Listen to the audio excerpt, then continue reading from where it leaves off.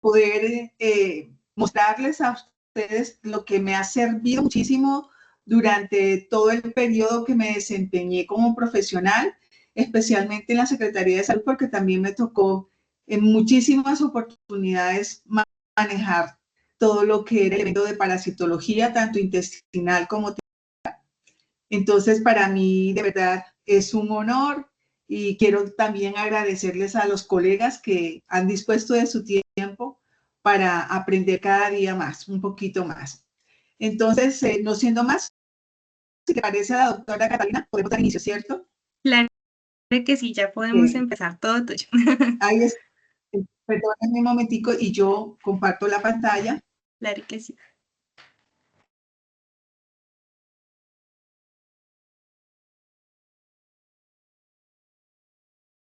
Ok. ¿Estamos observando la presentación? Sí. Sí, espera, me está cargando. Listo, sí, señora. Ok. Bueno, para el día de hoy yo quise darle el nombre a la charla de claves de identificación de parásitos intestinales, porque yo sé que mis colegas pues ya también tienen un periodo de trasegar laboralmente en esta hermosa profesión. A mí me encanta mi carrera.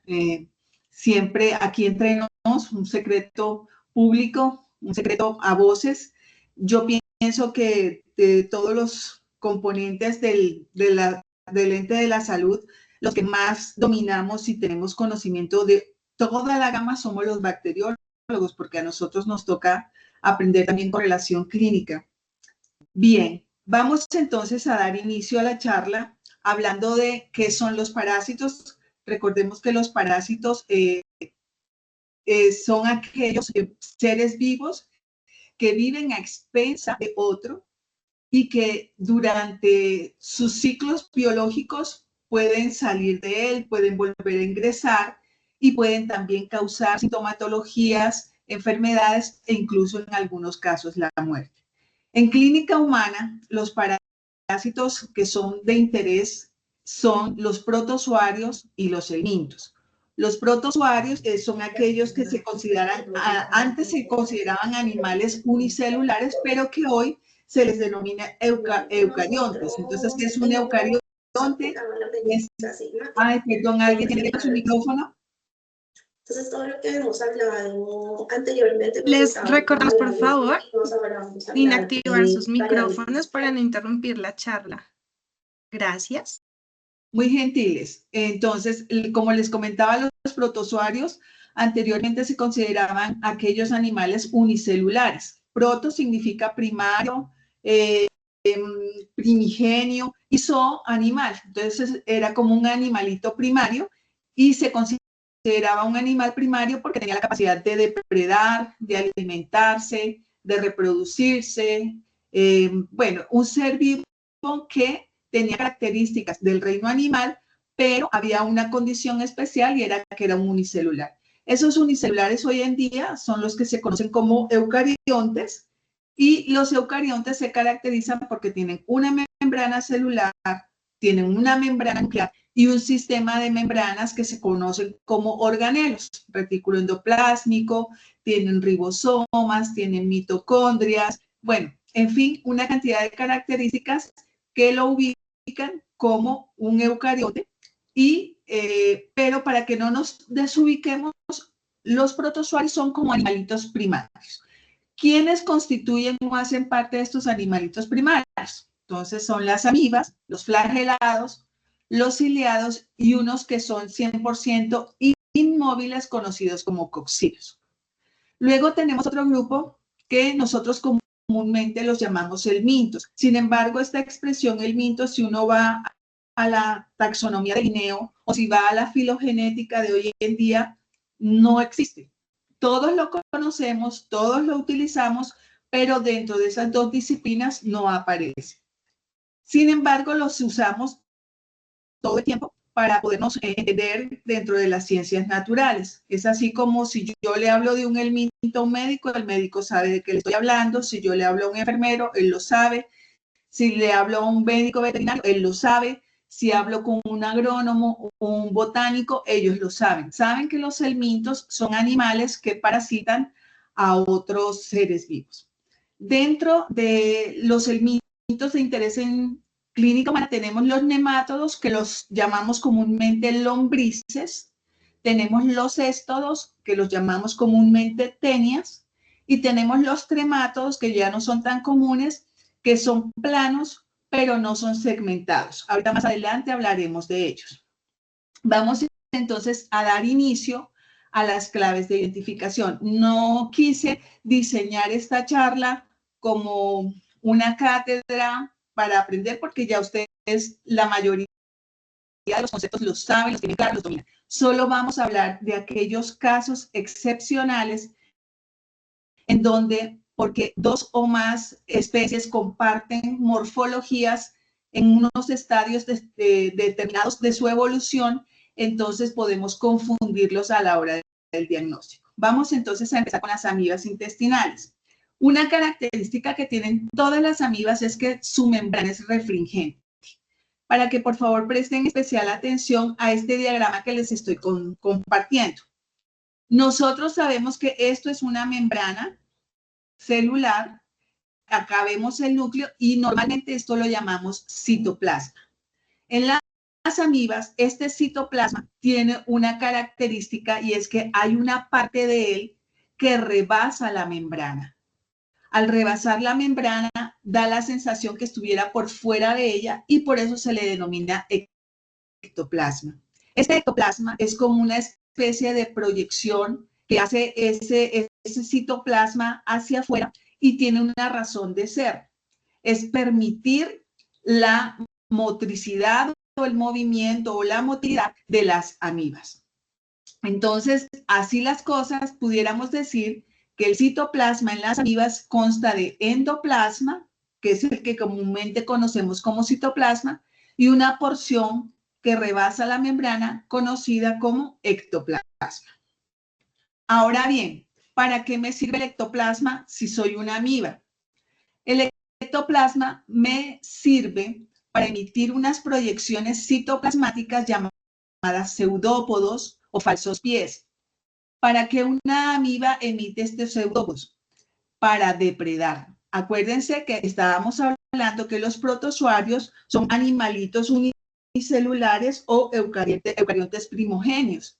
Entonces ellos, igual que cualquier animalito, ellos siempre están depredando porque es la única forma en que ellos, como buenos heterótrofos, van a conseguir su energía. ¿Cómo se produce el pseudópodo? La presa, aquel que generalmente es otro animalito, ellos pueden depredar bacterias, pueden depredar levaduras, en algunos casos también pueden depredar algún tipo de hongos, pero generalmente las amibas depredan otros protozoarios. Cuando está esa presa que es de interés para alimentarse ellos, esa presa emite una señal química. Esa señal química va a hacer que sea estimulada la producción de pseudópodos. Por eso se habla de quimiotaxis. Entonces, ¿qué es quimiotaxis? Es un movimiento que se genera por el estímulo químico de algo que hay en el entorno y que es de interés para el depredador. Además de que utilizan los pseudópodos para moverse hacia su presa, también los utilizan una vez llegan a ella para realizar el proceso de fagocitosis. Entonces el pseudópodo sigue siendo una proyección citoplasmática que en este caso va a rodear a la presa. Luego tienen una capacidad extraordinaria de, cuando rodean la presa con el pseudópodo, unir completamente la membrana celular. O sea, ellos no se, también hacen como una especie de química donde el citoesqueleto de la célula como tal se desarma, rodean la presa y vuelven a armarlo para crear la vacuola fagocítica, donde posteriormente se van a verter todo lo que tiene que ver con la maquinaria enzimática para poder comer. Aquí la señora Joan. En este sentido, vamos entonces a mirar que cada una de las amibas, los movimientos son de dos tipos. Entonces, hay un movimiento unidireccional con pseudópodo hialino, que es propio de las amibas que son complejo entamoeba histolítica de Dispar y entamoeba Armani. Vale la pena destacar acá cuando menciono complejo entamoeba histolítica de Dispar. Estas dos especies fenotípicamente son indiferenciables. Si yo las mido, si veo sus características de afuera hacia adentro, membrana, citoplasma, núcleo, si veo sus número de núcleos, sus barras cromatoidales, si veo la calidad de su citoplasma, si veo cómo se mueven, si les aplico pruebas bioquímicas, si las someto a inmunoquímica para algún tipo de diagnóstico. Aquí en Colombia no hacemos inmunodiagnóstico para amibiasis, pero por fuera de Colombia sí se hace. Cuando yo voy a mirar entamoeba histolítica y entamoeba dispar, son indiferenciables. La única forma en que yo puedo saber de cuál de las especies se trata es mediante técnicas moleculares. En ese tipo de casos, entonces lo que se hace es que se agrupan en complejos. Por eso es que en este momento estamos hablando del trofozoito de complejo entamoeba histolítica de Dispar, porque fenotípicamente, que es la forma en que nosotros hacemos los diagnósticos, no las podemos diferenciar. Y así deben ser reportadas. Ahora bien, tenemos el trofozoito de entamoeba armani. Entamoeba armani también es idéntica a las que constituyen el complejo. La única diferencia que hay es que entamoeba armani en el tamaño no es idéntica. Entamoeba armani es la más pequeña de las tres y por eso es que ella tampoco no la pudieron ingresar en el complejo. Sin embargo, ellas tres comparten los movimientos de sus pseudópodos. Eso para que lo tengan muy en cuenta. Las amibas tienen dos estadios evolutivos. Uno que es móvil, que se conoce con el nombre de trofozoito, y otro que es inmóvil, que se conoce como quiste, que es la forma infectante para nosotros, es la forma en que adquirimos la enfermedad. Voy a compartirles entonces para que por favor presten especial atención al movimiento unidireccional con pseudópodo y alino. Entonces, pseudópodo y alino tiene que ver con el ectoplasma, con esa parte de refringencia que le confiere esa característica a las amibas. Y movimiento unidireccional es que es un solo pseudópodo que se mueve siempre en la misma dirección. Entonces voy a compartirles ahora para que por favor lo podamos observar y entender mejor.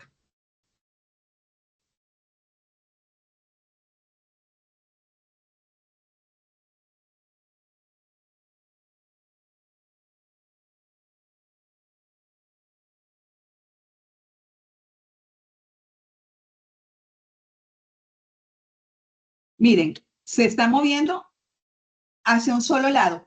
Lo que ustedes ven aquí que parecen donas son eritrocitos. Esta es una entamoeba histolítica y yo puedo decirlo con seguridad porque está llena de eritrocitos. Ella es hematófaga.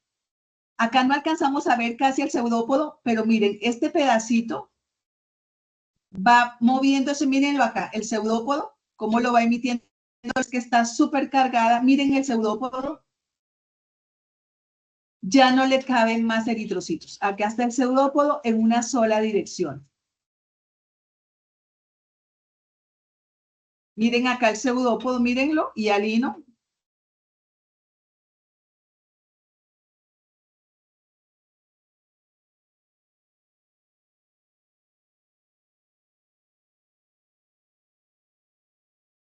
Ok.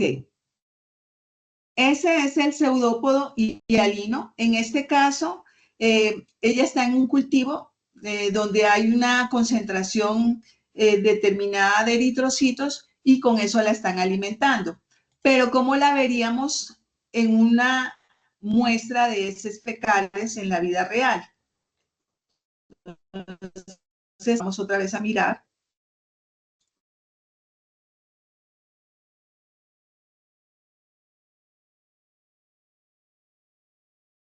Porque tu ex compañera de clase está siempre... Perdonen, pero es que toca de YouTube. Llegando justo a fin de mes. Bien, ok.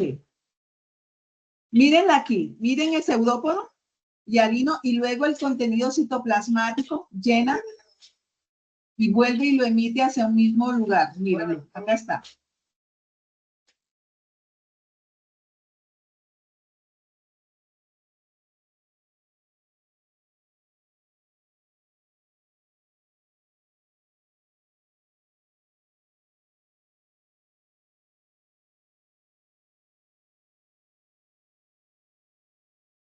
Pareciera que estuviera buscando este eritrocito.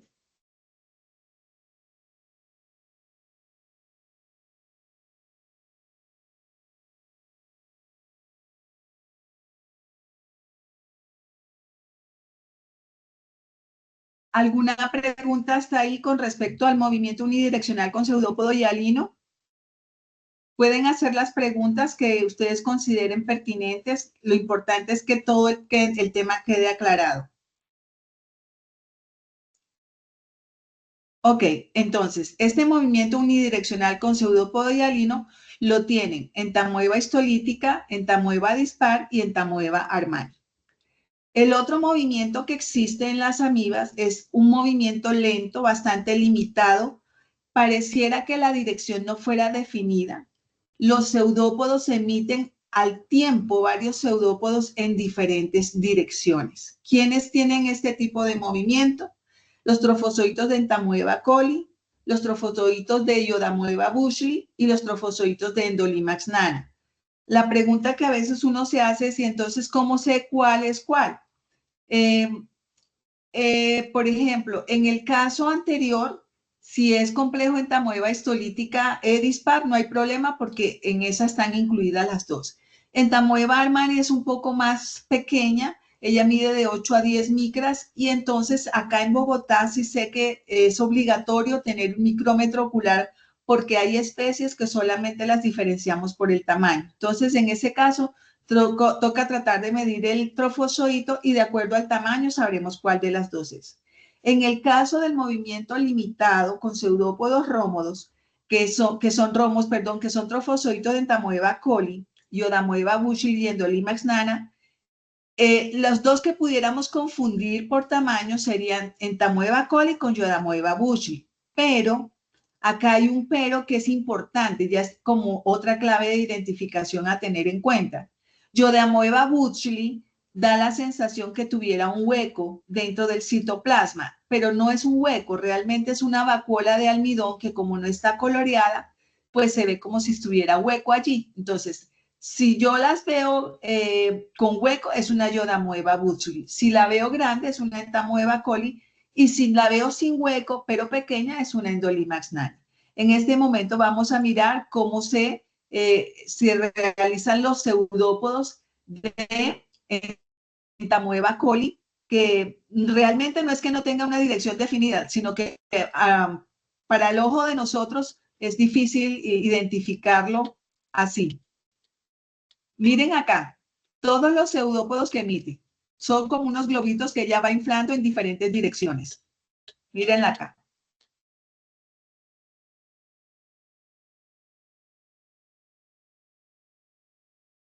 Si yo le diese un hueco acá, sería una Iodamoeba.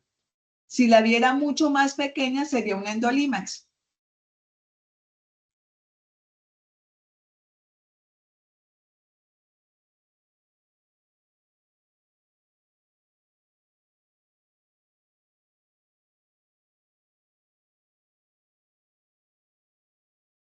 Miren los pseudópodos. Otro acá, otro acá.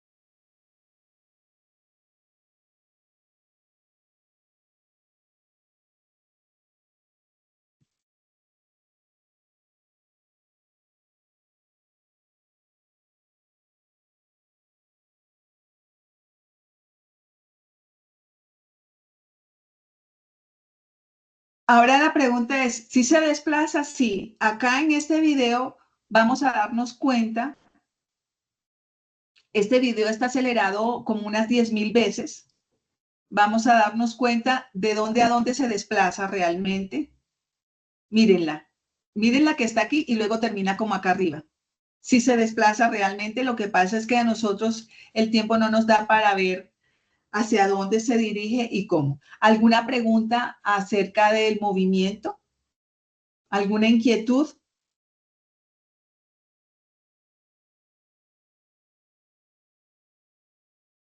Entonces recordemos que las amibas tienen dos tipos de movimientos. Uno que es el unidireccional con pseudópodo hialino y hay otro que es un movimiento sin dirección definida con pseudópodos romos. En uno están tres que son entamoeba histolítica, entamoeba dispar y entamoeba armani, sus trofozoitos, y en el otro están entamoeba coli y odamoeba bushley y endolimax lana, pues sus trofozoitos. Bien, ahora todos nos han enseñado en la vida que nosotros podemos diferenciar complejo, entamoeba histolítica y dispar, de entamoeba coli por el tamaño y el número de núcleos. Eso es cierto. Eso es cierto y esa es una parte que siempre nos ha servido muchísimo para hacer el diagnóstico cuando hacemos el montaje húmedo directo, que es el que comúnmente llamamos fresco. Es el que acuérdense que ese lo montamos en solución salina y en Lugol parasitológico. Bien, hay una parte que a veces puede causarnos confusión porque los quistes de entamoeba coli en su fase inmadura, que se conoce protoquiste, entonces los quistes inmaduros los conocemos como protoquistes. Los quistes inmaduros de entamoeba coli, ellos pueden medir 15, 16, 17 y 18 micras. O sea que ese rango de tamaño lo van a compartir con complejo entamoeba histolítica de dispar. Además, a que comparten el tamaño, comparten el número de núcleos. Los protoquistes o quistes inmaduros de entamoeba coli solo tienen de 1 a 4 núcleos. Eso significa que el concepto que tenemos que por tamaño y número de núcleos, en un momento dado, si estoy frente a unos protoquistes de entamoeba coli, voy a ser vulnerable de cometer un error al hacer la diagnosis. ¿Por qué? Porque las dos especies van a compartir tamaño y número de núcleos. Entonces, ¿cómo hago yo para saber cuando utilizo y hago la medición del quiste? Entonces, por decir algo, estoy frente a un quiste que mide 15 o que mide 16 o 17 o 18 micras y mido sus núcleos y son de 1 o 2 o 3 o 4 núcleos, yo inmediatamente debo remitirme a la membrana. En este caso, la membrana de entamoeba coli, del quiste de entamoeba coli, es una membrana gruesa negra. Ella es la única que tiene de las dos la membrana gruesa negra.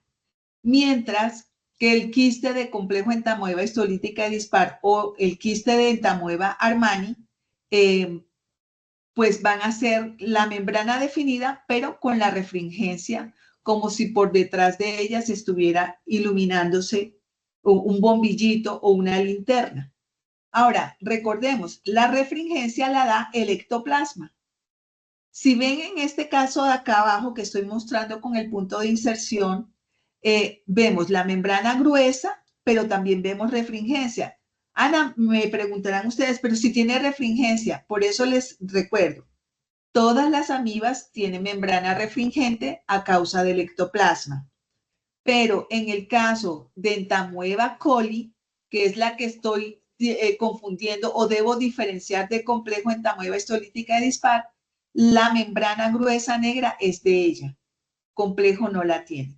Adicional a eso, también quiero que observemos acá, voy a mirar acá esto que estoy mostrando con el punto de inserción. Este es un cuerpo cromatoidal. ¿De quién? De complejo entamoeba histolítica dispar. Y aquí abajo estoy mostrando esto, es un cuerpo cromatoidal. ¿De quién? De entamoeba coli. Los protoquistes, como son inmaduros, cuando son inmaduros quiere decir que recién se ha hecho la fisión binaria. Entonces, yo puedo captar en ellos los cuerpos cromatoidales. El cuerpo cromatoidal que es alargado con el borde redondeado es típico de complejo. Y estos bordes que se ven, acá no se ven muy bien, pero son como astillados, estos son de Entamoeba coli.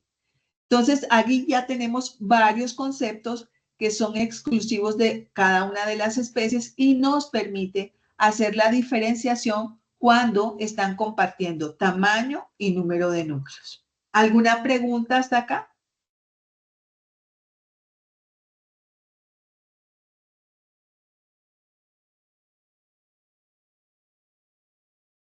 Continuamos. De las amibas nos enseñaron que Yodamoeba butchley se caracteriza porque tiene una vacuola iodófila. Esa vacuola es almidón que cuando entra en contacto con el lugol parasitológico, que es el que utilizamos para hacer, es el que utilizamos para hacer el montaje húmedo directo, pues ese almidón se va a teñir de color naranja, color ladrillo, en algunos casos puede verse hasta negro dependiendo de la calidad del almidón. Esta amiba utiliza ese almidón como fuente de energía. Pero adicional a eso, ¿qué nos enseñó la experiencia? Que los protoquistes de complejo entamoeba histolítica de dispar también tienen vacuola iodófila. Entonces, no nos sirve el tamaño, no nos sirve el número de núcleos, no nos sirve la sola vacuola. ¿Cómo hago yo para diferenciar de quién se trata? En el caso de vacuola iodófila de la Yodamoeba, vemos que esta vacuola es polar, o sea, excéntrica, no está en el centro, véanla acá, está por fuera del centro. Además, esta vacuola tiene un lado que es achatado, tiene un lado achatado. Esta es una coloración tricrómica y acá se ve la vacuola, pero acá está el lado achatado. Entonces, quiere decir que otra clave de identificación es que el quiste de Yodamoeba butchley se caracteriza por tener la vacuola iodófila excéntrica con forma de D mayúscula. Mientras que los protoquistes de complejo entamoeba histolítica de dispar, su vacuola iodófila es central, como lo vemos acá, como lo vemos acá, como lo vemos acá, y esa vacuola pareciera que tuviera como unas espículas alrededor. Yo le dije que era como si fuera un chalequito, porque por aquí yo metería la cabeza, por aquí metería un bracito, por aquí metería otro brazo y por acá metería las piernas.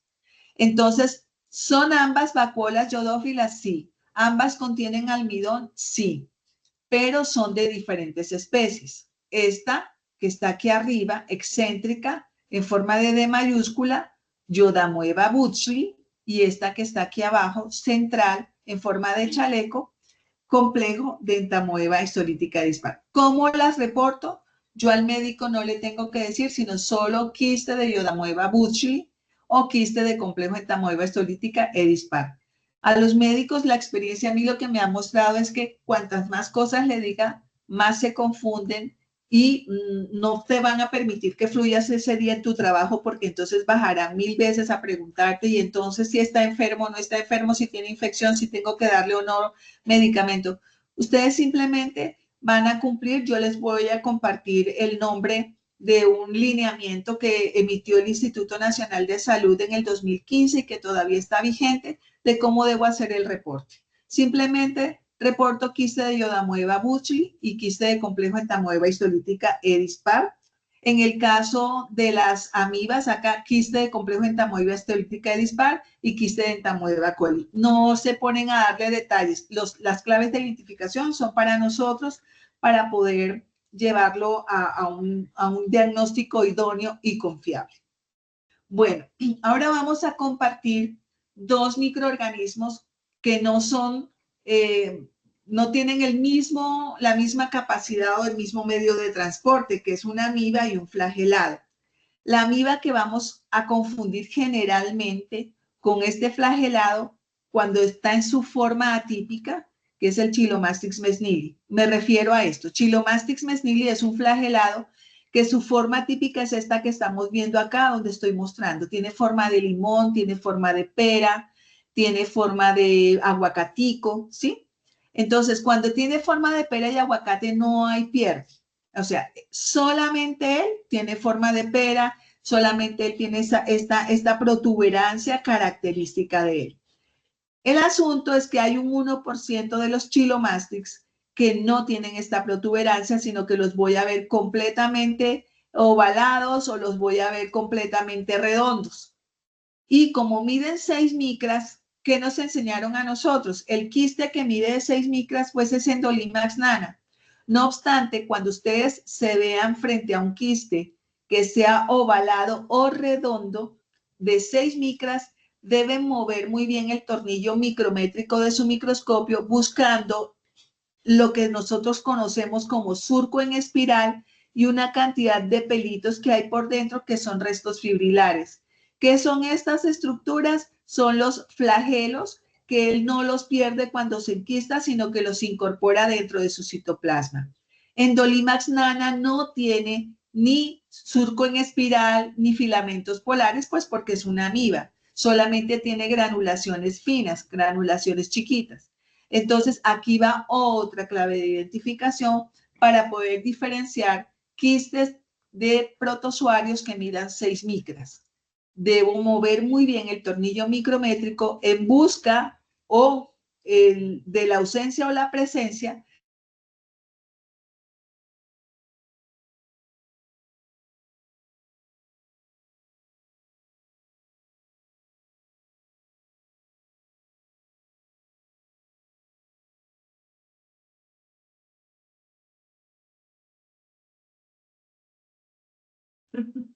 Doctora Anita, te dejamos de escuchar, se inactivó tu micrófono.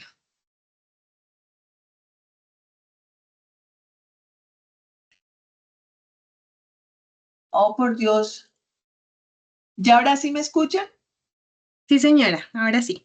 Por favor, y me comentan en qué parte dejaron de escuchar. Acabo de dejar de sonar, no te preocupes, ahí vamos bien. Perfecto, Sí, señora. perfecto. Ok, entonces, como les comentaba, vamos ahora con los flagelados intestinales, que son 3, los que son de interés en clínica humana. Giardia duodenalis, que es el responsable de la giardiasis, este es el realmente patógeno para nosotros, difícil de tratar. O sea, la persona que tiene giardiasis y que tiene estos problemas de diarrea crónica por causa de Giardia duodenalis es difícil de tratar. Y tenemos 2 más que son comensales. El Chilomastix mesnili, que aunque es comensal, dependiendo de la respuesta inmune y de la incompetencia de la humanidad, de la inmunidad del paciente, puede convertirse también en oportunista. Y tenemos el Trichomonas hominis. Entonces, vamos a mirar qué tipos de movimientos tienen. La Giardia duodenalis, vale la pena aclarar vale la pena aclarar que los 3 tienen movimiento vibratorio, pero al que se le destaca o resaltamos el movimiento vibratorio es a la Giardia duodenalis, porque este movimiento no lo hace permanentemente, sino que lo hace cuando ella va a hacer otro movimiento que se llama rotatorio. Me explico. Voy a compartir un momentico para que me vean me vean acá, ahí me están viendo solamente a mí, ¿cierto? Sí, señora. Ok, este celular es un trofozoito de Giardia duodenalis. Entonces, el movimiento vibratorio es un temblor, este que estoy haciendo acá. El movimiento rotatorio es sobre su eje, girando hacia arriba, girando la parte hacia abajo, girando. Y hay un movimiento traslacional que es el desplazamiento del punto A al punto B. ¿Cuándo hace Giardia el movimiento vibratorio? Cuando ella va a voltearse. No lo hace permanentemente como lo hacen los otros 2. Por eso es que en ella se resalta el movimiento vibratorio. Entonces ella hace esto y se voltea. Hace esto para voltearse y se va desplazando, que el de desplazamiento se llama traslacional. Entonces vuelvo y les comparto la presentación para que podamos mirar este tipo de movimientos. Entonces acá, si no estoy mal, este video está con Zoom de tal forma que podemos ver la descripción que les acabo yo de mostrar de ese movimiento.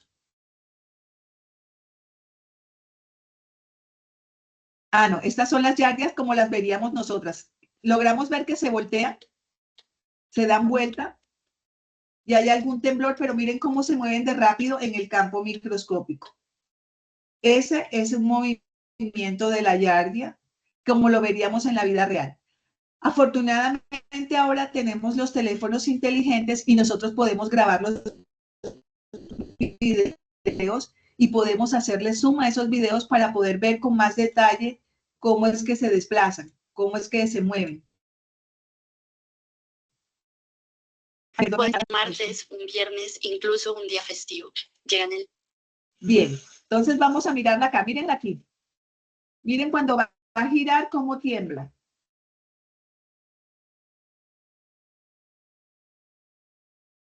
Cada vez que se va a voltear, tiembla. Entonces, el temblor se llama movimiento vibratorio. Cuando gira, volteándose hacia arriba y hacia abajo, se llama rotatorio. Y el desplazarse de aquí hasta allá se llama traslación.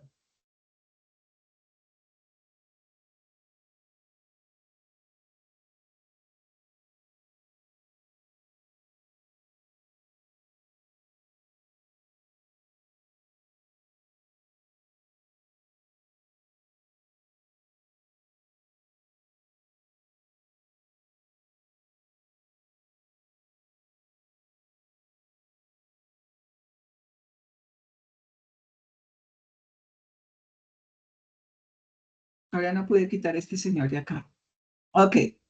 Entonces ya miramos el movimiento de la yardia duodenalis, vibratorio, temblor, rotatorio, que gira sobre su propio eje, pues se pone boca arriba, se pone boca abajo, y traslacional, que se mueve del punto A al punto B, y es una distancia que siempre es larga.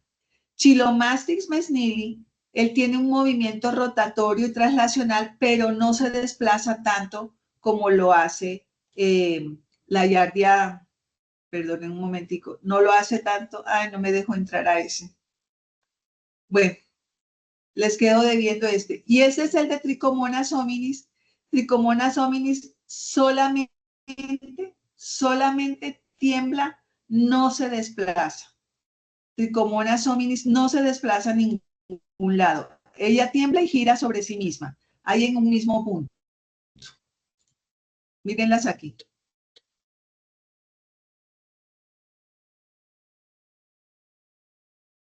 Mírenlas aquí. Mírenlas aquí. Mírenlas aquí.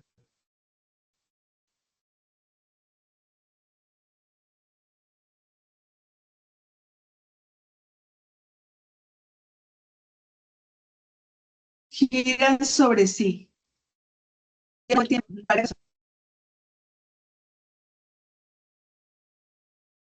Ese es el movimiento de ellos. Ahora bien, yardia duodenalis, nosotros quisiéramos todos los días de la vida verla como se observa en los libros, pero realmente si ustedes ven estas fotos, lo que realmente permanece siempre en ella es el axostilo. Este es el axostilo. Los cuerpos parabasales, los núcleos simétricos al lado y lado, eso es una descripción que existe en el mundo ideal que nosotros en la práctica no llegamos a ver. ¿Por qué? Porque ustedes saben muy bien que los pacientes cuando tienen diarrea, lo primero que hacen es tomarse una Coca-Cola con limón. Si no le funciona la Coca-Cola con limón, entonces toma jugo de guayaba. Si no le funciona el jugo de guayaba, hace sopa de plátano colicero. Si no le funciona eso, entonces va a la farmacia, ahí le recomiendan la loperamida, el Pangetán, el Pepto-Bismol, el Smecta, cualquiera de esos. Si no le funciona ninguno de los anteriores, entonces ahí sí consultan, y ya cuando llegan donde nosotros, obviamente lo único que sobrevive de la estructura quística es el axostilo. Por eso en los flagelados intestinales, no importa si lo ves redondo, no importa si lo ves ovalado, no importa si lo ves más pequeño o más grande. Si tú ves esto que se ve como unos palos, o yo le llamo así como unos palitos, esto es el axostilo y es lo que sobrevive de la yardia duodenalis. Así lo vemos cuando hacemos la revisión en el montaje húmedo directo. Ahora vamos con el ciliado, el único ciliado de interés en clínica humana, que es Balantidium coli. Lo adquirimos cuando ingerimos el quiste en alimentos o en aguas que están contaminadas con heces fecales de cerdo, que es el reservorio. Y acá vamos a ver, es súper gigante. No lo podemos confundir con un artefacto de tipo vegetal, con un resto vegetal, un parénquima vegetal. No es posible, porque miren, esto así de gigante, y si ahorita vamos a mirar de una toma del microscopio, se ven acá, en la doble membrana, acá se ven como unos pelitos. Esos pelitos son los cilios que están dentro de la membrana doble. Este es un trofozoito, vale la pena aclarar, ningún trofozoito en Colombia yo lo puedo reportar si no lo veo moverse. O sea, acá en Colombia, por lineamiento, yo solamente reporto trofozoitos después de que haya visto, evidenciado el tipo de movimiento que tiene ese trofozoito. Sí puedo diagnosticar y reportar los quistes. Vamos a ver cómo se mueve un trofozoito de Balantidium coli.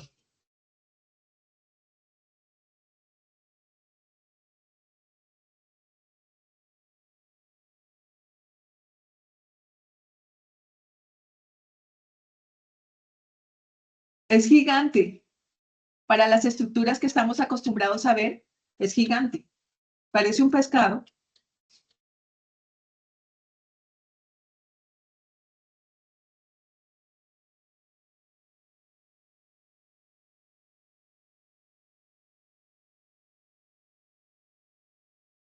Y se mueve muy rápido porque eso es una característica de los ciliados.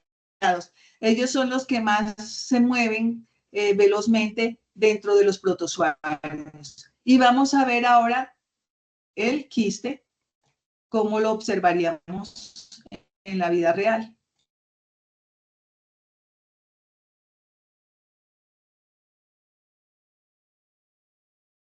Si se fijan, aquí pareciera que se movieran los cilios dentro de la membrana, pero ya él aquí está enquistado. Estas estructuras que observamos acá son vacuolas, que son digestivas y contráctiles, pero él en este momento se está enquistando, en ese instante.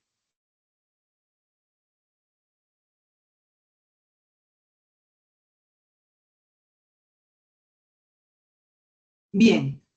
La pregunta que muchas veces nos hacemos es por qué casi no vemos trofozoitos de ningún protozoario. No vemos trofozoitos de los protozoarios porque para ellos mantenerse móviles y activos requieren que la muestra, que es su hábitat, o sea, el bolo fecal es su hábitat, mantenga la temperatura de más o menos 36 grados Celsius hacia arriba. Entonces, si un paciente recoge la muestra en la noche y la guarda en la nevera, tú no vas a poder observar el trofozoito al día siguiente. Si lo recogió muy temprano en la mañana y tuvo que hacer un recorrido de 2 horas hasta su EPS para entregar la muestra, y luego se hace el aprestamiento de muestra en el laboratorio y vienen leyendo más o menos tipo 11, 12 de la mañana, empiezan a leer esas muestras, pues ya él se habrá enquistado. No es que no haya trofozoitos, es que las condiciones en las que nosotros pudiéramos verlos móviles no se dan, se pierden durante todo el proceso de recolección, transporte y aprestamiento de muestras. Pero es por eso que siempre vemos son los quistes. Eso como para que lo tengamos en cuenta. ¿Hasta aquí alguna pregunta de protozoarios? ¿Alguna inquietud acerca de las claves de identificación?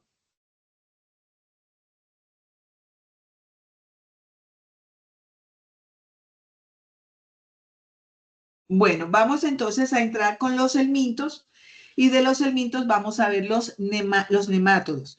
Los nemátodos que son las lombrices, las que comúnmente conocemos como lombrices.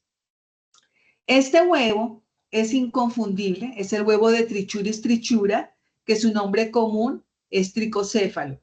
Vale la pena aclarar que el lineamiento para el reporte de resultados nos dice que no debemos utilizar nombres comunes, sino debemos utilizar la nomenclatura de zoología, la nomenclatura internacional para la zoología, porque acuérdense que estos son del reino animal. Entonces debo decir el estadio evolutivo, que en este caso sería huevo, el género con la inicial en mayúscula y la especie toda en minúscula, huevo de Trichuris trichiura. Él es imperdible porque tiene los dos opérculos que le dan ese aspecto similar a un balón de fútbol americano. Con él no tenemos pierde. Ahora bien, vamos a mirar estos que sí los reconocemos inmediatamente. Estos son huevos de Ascaris lumbricoides. ¿Por qué los reconocemos? Por la corteza. Esta corteza es propia del género Ascaris. Todos los géneros Ascaris tienen esta corteza. Por eso se habla de huevo corticado. Pero hay un porcentaje mínimo de esos huevos que no tienen esa corteza, que su membrana es lisa. Esos son los huevos decorticados. Normalmente nosotros, ¿qué hacemos entonces si vemos un huevo que no tiene corteza, como es este caso, sino que tiene membrana lisa? Él tiene 3 membranas. Está acá una, la del centro 2 y la corteza 3. Hay unos que no tienen esta estructura que se ve mamelonada como llena de bolitas alrededor, sino que es lisa. Pero si son 3 membranas, estamos frente a un huevo de Ascaris lumbricoides. ¿Y cómo se reporta? Se reporta huevo de Ascaris lumbricoides. Recuerden que el resto de cosas que nosotros estamos viendo en este compartir de estas experiencias, lo estamos haciendo es para que podamos hacer un diagnóstico idóneo, confiable. El fértil corticado, esa característica es para nosotros. Este es un huevo fértil. ¿Por qué sé que es fértil? Porque tiene 3 membranas. ¿Por qué sé que es corticado? Porque tiene esta parte de afuera que se ve llena de bolitas. Ahora bien, miremos estos 2 huevos de acá abajo. Estos 2 huevos son infértiles. Solo tienen una membrana. No tienen sino una sola membrana. Yo sé que es de Ascaris, ¿por qué? Porque la membrana que tiene, esa única membrana que tiene, es la membrana que es la corticada. Hasta ahí no tendríamos problema. Donde empezamos entonces de pronto a tener dificultad y que nos lleva a error es cuando el huevo es infértil decorticado. Esto es un huevo de Ascaris lumbricoides infértil decorticado. Este es otro huevo de Ascaris lumbricoides infértil decorticado. Este es otro huevo de Ascaris lumbricoides infértil decorticado. Aunque no lo creamos, estos son huevos de Ascaris, pero no son huevos fértiles, son huevos infértiles. Hago una salvedad acá en cuanto si es fértil o es infértil. Es como cuando la gallina que está en un gallinero, si hay gallo, es muy probable que los huevos de esa gallina sean fértiles. ¿Por qué? Porque se obtuvieron después de la cópula. Pero si no hay un gallo en ese gallinero, pues todos los huevos serán infértiles. ¿Por qué? Porque el Ascaris, que es un animal, tiene la capacidad de ovular y cuando ovula, pues lo expulsa el óvulo de esta manera. Entonces, acá es donde empezamos nosotros también a cometer de pronto errores porque ¿qué es lo que nos han enseñado? Una sola membrana es huevo de uncinaria. ¿Cuántas membranas tiene este? Pues una sola membrana. Entonces, obviamente, en lo que aprendimos en nuestro quehacer diario, una sola membrana es huevo de uncinaria. Sin embargo, yo los invito a que revisemos. Miren que estos huevos de uncinaria tienen un espacio entre la membrana y el contenido citoplasmático. Un espacio entre la membrana y el contenido citoplasmático. Este es un citoplasma granuloso, esto es un blastómero y a veces vemos la larvita acá. Cualquiera sea el caso, siempre va a haber un espacio entre la membrana y el contenido citoplasmático. En el huevo infértil decorticado de Ascaris, la membrana está adosada al contenido citoplasmático. Membrana adosada al contenido citoplasmático, membrana adosada en el contenido citoplasmático. Entonces, acá están las 2 diferencias para yo saber si es una uncinaria o es un huevo de uncinaria o si es un huevo de Ascaris lumbricoides. ¿Cómo se reporta huevo de Ascaris lumbricoides? El infértil, el decorticado, el espacio, eso es para nosotros. A los médicos, cuanto más precisa sea la información, mucho mejor para nuestro quehacer diario, porque se los digo por experiencia. Entonces él baja y le dice, pero si es infértil, le doy medicamento. Por supuesto que le tiene que dar medicamento porque tiene el parásito. Pero bueno, esos son anécdotas de la vida que pues yo les comento informamos solo eso, huevo de Ascaris lumbricoides. Ahora bien, aquí hay un huevo de Enterobius vermicularis, el que conocemos comúnmente como Xiurus. Recordemos que los nombres comunes en Colombia por el lineamiento no están permitidos para hacer reportes de laboratorio. Decimos el estadio evolutivo, que en este caso es huevo, de género con E mayúscula, Enterobius vermicularis, todo en minúscula. Él tiene doble membrana, pero nosotros con un microscopio de luz convencional no lo vamos a ver a veces las dos membranas. Entonces, ustedes se acordarán y dirán, ay, pero Ana nos comentó que si hay un espacio entre la membrana y el contenido citoplasmático es un huevo de uncinaria. Sí, pero miren que acá este huevo tiene este lado aplanado. El huevo de Enterobius vermicularis tiene forma también de D mayúscula. Entonces, acá podemos diferenciar estas tres estructuras.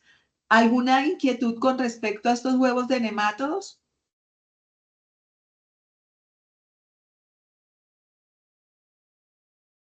Bueno, vamos entonces ahorita complicando un poquito más las claves de identificación.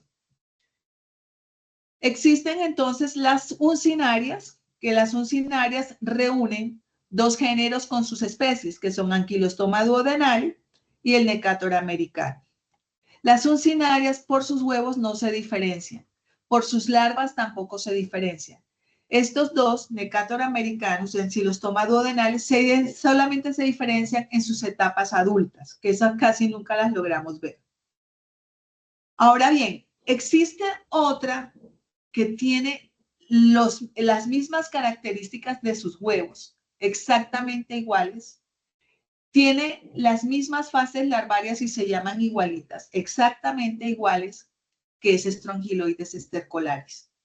Entonces la pregunta es, Ana, ¿cómo sé yo si los huevos son indiferenciables entre una uncinaria y una Strongyloides? ¿Cómo sé cuál es cuál? Lo sabemos por las necesidades ambientales que tiene cada huevo para poder eclosionar. Me explico. En el caso de uncinaria, este huevo para poder eclosionar, para poder ir a su fase larval número 1 que se llama rhabditiforme, él necesita el suelo que tiene una temperatura que va de 26 grados Celsius a 30 grados Celsius. Necesita una humedad inferior al 75% de humedad y necesita, adicional a eso, una condición de aerobia. Entonces, este huevito, si no llega al suelo, él no va a poder nunca jamás eclosionar. La uncinaria necesita el suelo con sus calidades, con sus cualidades de hábitat para que él pueda eclosionar. El huevo de Strongyloides stercolaris, que es idéntico, es exacto, él necesita en su hábitat una temperatura superior a 36 grados Celsius, una humedad superior a 85% y un medio completamente anaerobio. ¿Eso quién se lo da? El intestino. Entonces, ¿eso qué quiere decir? El que tiene que ir al suelo, pues será expulsado en heces fecales, por consiguiente, estará presente en heces fecales. El que necesita la condición del intestino para eclosionar, ese huevito nunca va a salir. ¿Qué va a salir? Va a salir la larva rhabditiforme de Strongyloides stercolaris, porque ella, para poder pasar a su fase larvaria número 2, ella va a necesitar, ahí sí, el suelo. Pero el huevo, si no está en el intestino, no puede sacar esta larvita que se llama rhabditiforme. Ahora bien, cuando yo vea larvas que me dicen, eso se confunde con pelos vegetales, tengo yo que mover muy bien el tornillo micrométrico y voy a imaginarme que esta larva yo la voy a dividir en tercios. Entonces acá hay una división, acá está el primer tercio, acá está el segundo tercio y acá estaría el tercer tercio. Donde se unen el segundo tercio con el tercer tercio, miren acá, esta figura, aquí se ve refringente, pero también la puedo ver oscura. Eso se llama primordio genital. Y esto acá es una boca pequeñita, pequeñita, circular, que es así como la característica única de la rhabditiforme de Strongyloides stercolaris. Entonces, si veo la larva, si veo el primordio y si veo la boca, lo que está presente en esas heces fecales es una larva rhabditiforme de Strongyloides stercolaris. ¿Por qué hago esta salvedad? porque muchas veces los médicos le preguntan a uno, pero si son iguales las fases larvarias, pero si son iguales los huevos, ¿cómo me garantiza usted que este es un cnidaria y no es una estrongiloides? Sencillo, porque este huevo necesita una condición ambiental diferente al de la estrongiloides para poder eclosionar.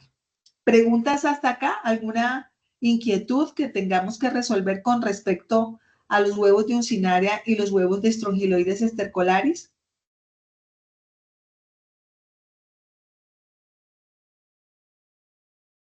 Bueno, vamos entonces ahora con las tenias o céstodos. Tenemos dentro de los céstodos varios géneros con sus especies. Vamos a empezar con Taenia saginata y Taenia solium. Taenia solium es de interés, un alto interés en nosotros porque es la responsable de la cisticercosis cerebral, que es la más grave de todas las cisticercosis. Entonces, por eso es importante que nosotros en lo posible podamos llegar a especies, pero nosotros no podemos llegar a especies de Taenia solamente con los huevos, porque los huevos de una y otra especie son indiferenciables, son exactamente iguales. ¿Cómo los reporto? Los reporto como huevos de Taenia sp. Acá estamos viendo una tenia. Todo esto que ustedes están viendo es una sola tenia, por eso se llama solitaria. Vale la pena aclarar, ¿no? Que se llama solitaria porque no existen más tenias, o sea, solo una logra colonizar. Eso es como cuando el espermatozoide fecunda el óvulo, solo uno, ya después no entra nadie más.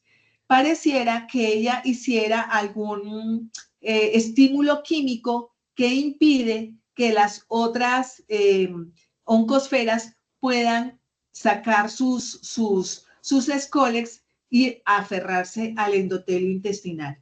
Entonces, por eso se llama solitaria, porque siempre está ella sola. ¿Listo? Ok.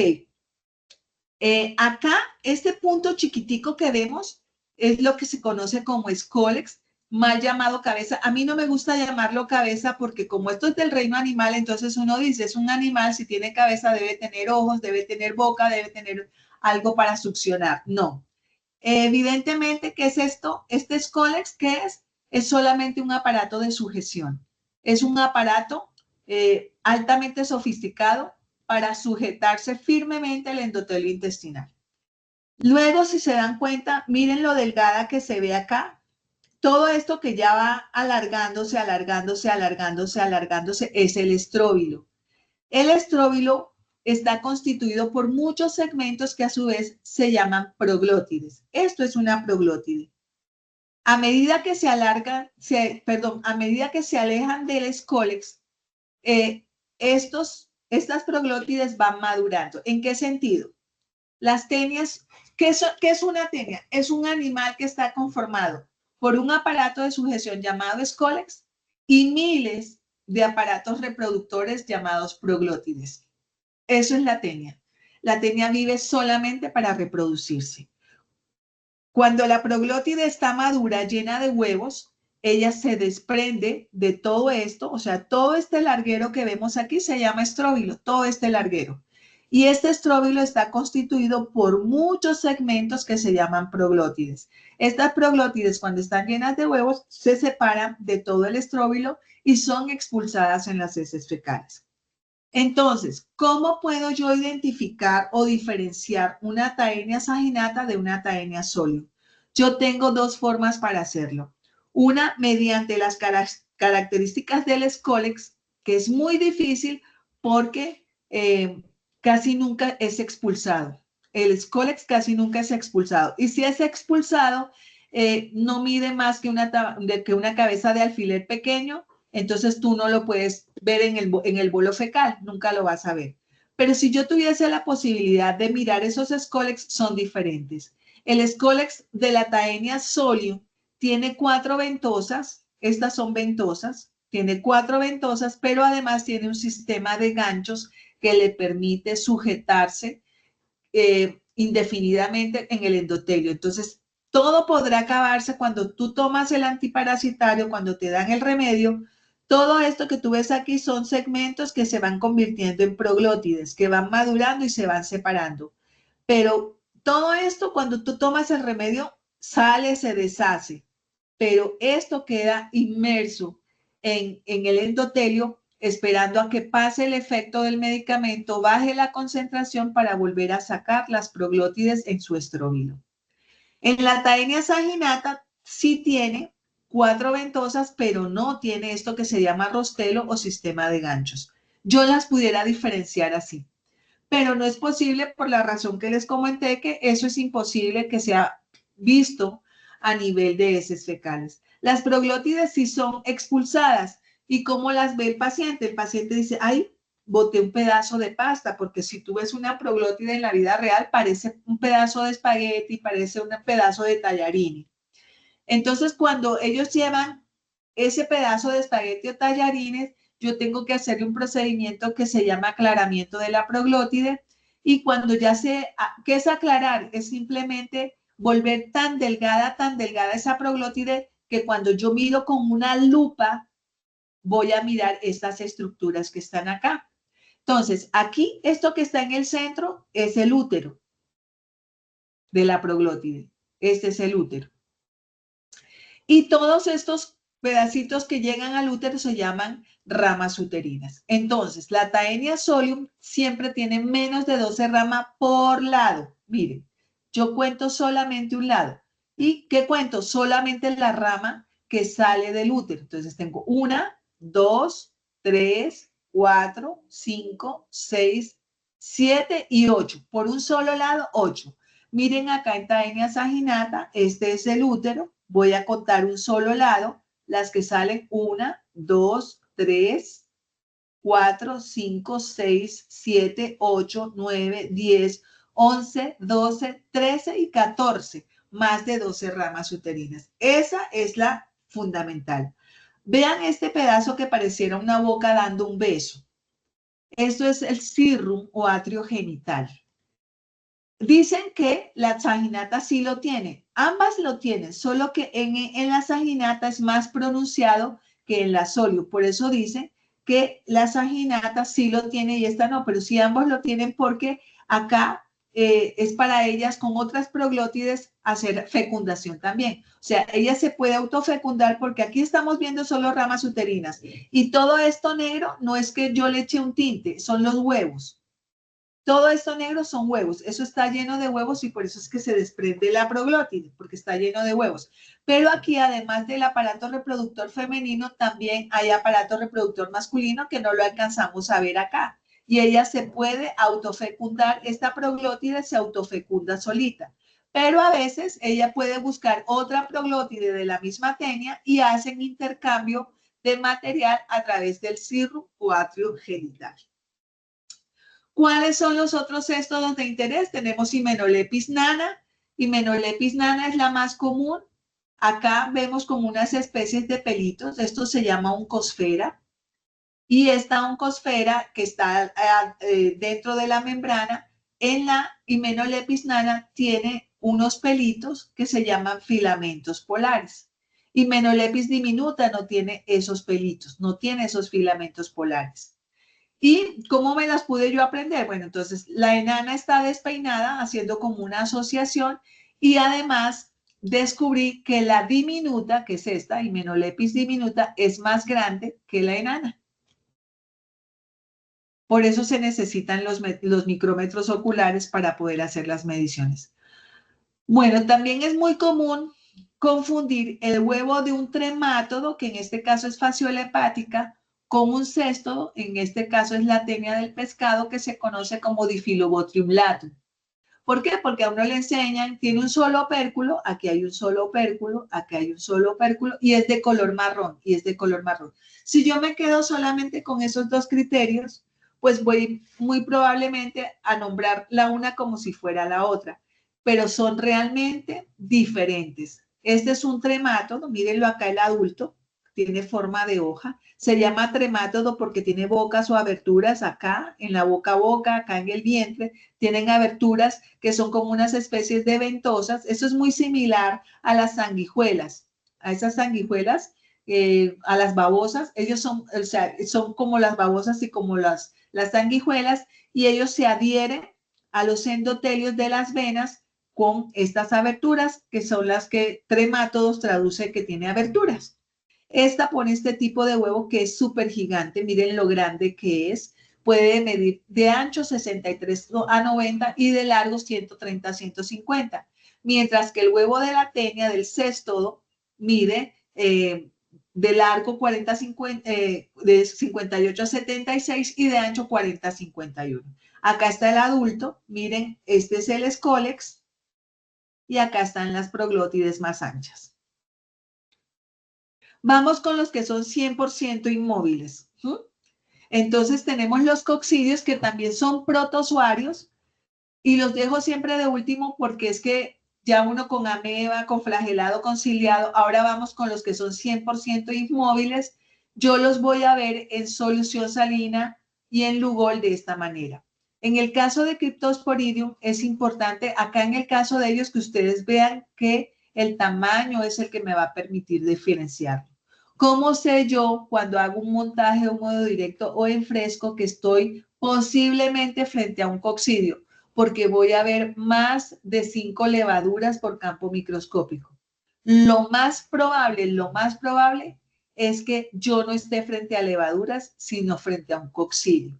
En ese caso, yo debo decirle al coordinador de laboratorio, a mi jefe de laboratorio, mire, estoy en un fresco donde estoy viendo más de 5 levaduras por campo, hay que hacerle una coloración, una tinción especial que se llama Sil-Nielsen modificado para corroborar si es o no una levadura. Este va a medir de 4 a 5 micras, ese es o quiste. Ellos no tienen quistes, no tienen trofozoitos porque son inmóviles, ellos producen ooquistes y así se deben reportar ooquistes de Cryptosporidium sp. Este es un ooquiste de Cyclospora sp. Cryptosporidium mide de 4 a 5, Cyclospora de 8 a 10 micras. A veces yo puedo confundir esa estructura con amibas. Para eso, entonces, yo hago una coloración con líquido de Turk. Si es un leucocito, porque puede ser un leucocito, puede ser una amiba o puede ser una ciclospora. Miren, la membrana también es súper gruesa. Si es un leucocito, este núcleo se teñiría de negro. Pero si no, entonces queda así y debería ser yo la Sil-Nielsen modificada para que pueda saber y corroborar que es una Cyclospora sp. Y lo reporto así, o quiste de Cyclospora sp. Este sí no tiene pierde, lo podemos es confundir, antes es con un artefacto, con un resto vegetal, pero esta forma ovalada con dos bolas o con una bolita en el centro es nada más ni nada menos que el ooquiste de Isospora bell. ¿De qué depende que tenga uno o dos? Entonces el inmaduro tiene solamente un esporoblasto y los maduros, como en este caso, tienen 2 esporoblastos. Ahora vamos a hablar de un parásito que no se sabe qué es. Se llama Blastocystis hominis. Se caracteriza porque tiene una vacuola central y alrededor de esa vacuola y alrededor de la membrana hay muchos núcleos. Mírenlos acá. Desde que yo tengo uso de razón, aún con todo y lo que existe la filogenética, porcentaje de guanina y citosina, él no se ha podido ubicar en ninguna parte de la clasificación taxonómica. Él está dentro de los heterocontas. Los heterocontas son un grupo que no se han podido clasificar y dentro de las heterocontas está en opalinata, que lo que sí saben es que no son animales, no son vegetales, no son hongos. Entonces, los opalinata ni son animales, ni son vegetales, ni son hongos. Me preguntan, Ana, ¿qué son? Nadie sabe qué es. ¿Qué hace a blastocystis que sea patógeno? Él causa alteración en la permeabilidad intestinal, o sea, que da diarrea. También puede dañar el citoesqueleto de las células intestinales y hace que mueran más rápido con la apoptosis celular. Este parásito aquí en Colombia sí es considerado parásito, aunque no importa si, porque es el único que sí debo reportar por campo microscópico. A él sí lo tengo que reportar por campo microscópico. No importa si es escaso. Hay que darle tratamiento, que es el metronidazol. Se trata como si fuera un protozoario, aunque no es un protozoario. Recuerden que es un opalinata. Y Es el único parásito intestinal que tiene manifestaciones clínicas extraintestinales como urticaria crónica, artritis y prurito palmoplantar. Dentro de las intestinales, ¿cuál produce? Produce proctosigmoiditis hemorrágica. Este es el lineamiento que lo pueden conseguir tal cual, así como está acá, lo pueden conseguir en cualquier plataforma. Ustedes solamente digitan así, lineamiento para la realización de coproanálisis o coprológico y el modelo de reporte de resultados para que los puedan tener. Bueno, quiero saber si hay alguna inquietud, alguna respuesta que pueda dar a ustedes. Ok, si, los coccidios sí o sí hay que hacerles coloración. Sí o sí. Miren, hay unas cosas que a veces nosotros no sabemos porque no tenemos la oportunidad de ir a un laboratorio de salud pública que nos capacite. Los coccidios, siempre que usted vea en un coprológico, en un examen coprológico, más de 5 levaduras por campo microscópico, usted tiene que hacerle coloración de Sil-Nielsen modificado. Si usted no lo puede hacer porque no procesa muestras para esputos, entonces usted debe remitirlo a su laboratorio de referencia. Pero lo importante es que sí o sí, porque resulta que los coccidios van asociados con problemas de inmunidad. O sea, no solamente el SIDA, todos los problemas autoinmunes, todas las personas que han estado bajo tratamiento de antibiótico-terapia por largo tiempo, los puede matar un coccidio. ¿Alguna otra pregunta? Doctora Anita, teníamos en el chat una pregunta con respecto a blastocistis, que fue el último tema que tocaste.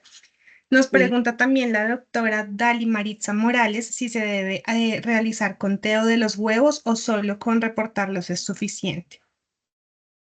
Perdóname. Blastocistis, ¿se acuerdan que dijimos que no era animal? No es hongo, no es vegetal. Entonces no podemos hablar de huevos ni oquistes, nada.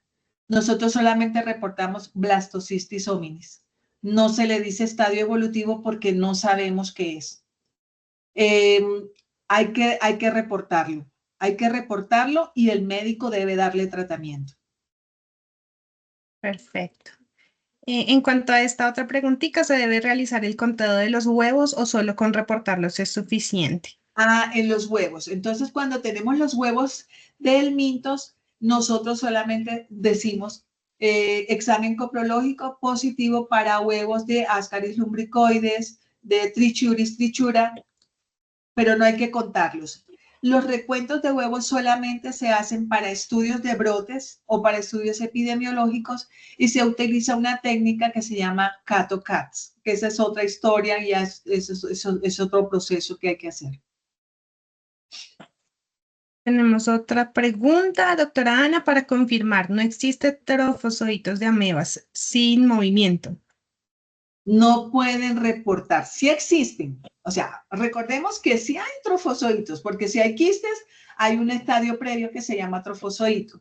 Lo que pasa es que las condiciones que les comenté, desde que se recolecta hasta que se lee, no permiten que lo veamos, porque ellos se van a enquistar.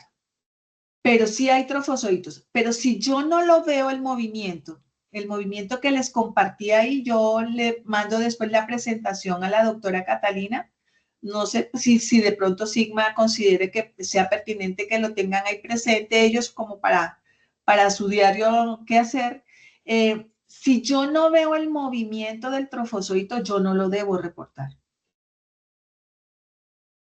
Listo. Doctora Anita, y para todos los que están conectados, esta charla nos va a quedar colgada en nuestro canal de YouTube y la van a tener disponible a partir de la próxima semana para que la puedan consultar. Ok. Buenas tardes, tenemos una duda. ¿Los huevos de Ascaris, Trichuris y Ulcinarias se deben reportar con recuento por gramos? No, el recuento por gramo es una técnica que se llama CATO-CATS y esa se hace solamente para estudios de brotes y estudios epidemiológicos. Perfecto. La doctora Adriana Maldonado nos dice, ¿solo metronidazol o hay otras alternativas para blastocitis hominis? Hasta ahora metronidazol. Doctora Anita, ¿nos puedes recordar, por favor, el nombre del manual de los lineamientos? Ah, ok, sí. Ese va a quedar allí y por supuesto ya te lo muestro. Perdóname.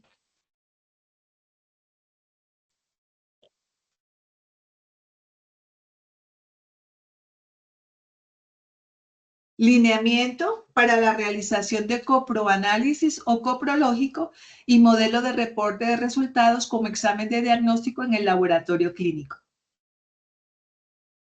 Súper perfecto, muchas gracias.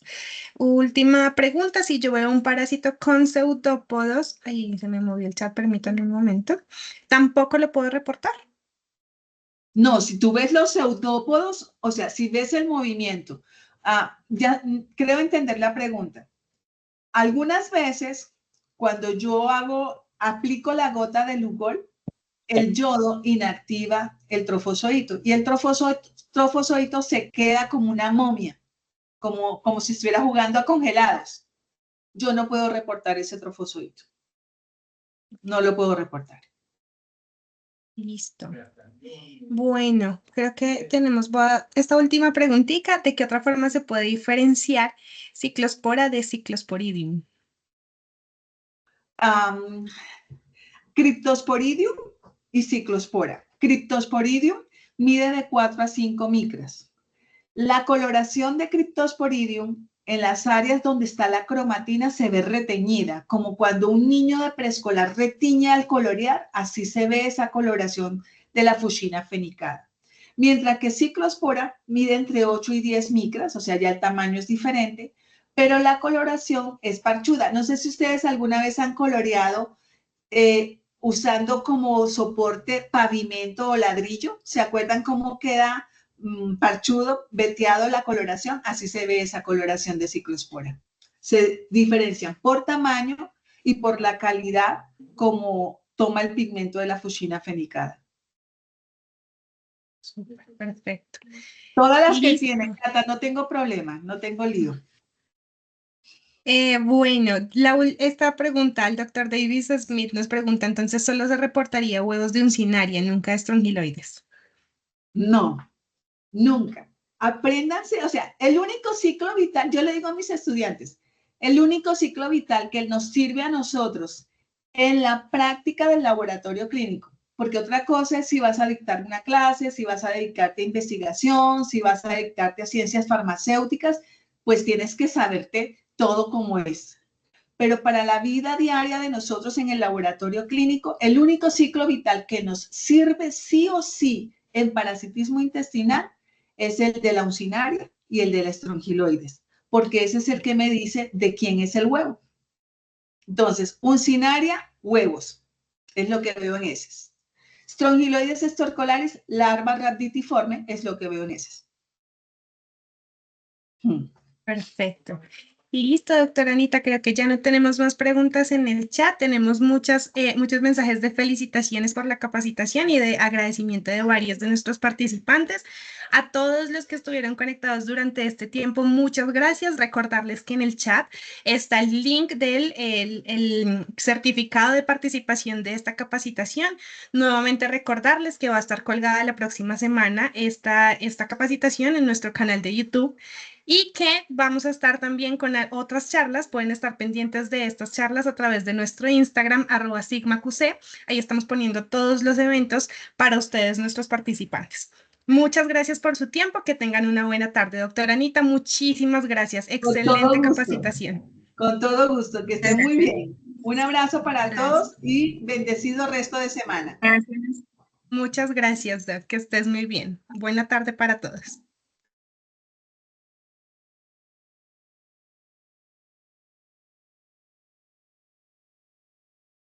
Sí, está acusado. Dice que acá, ¿de dónde podemos?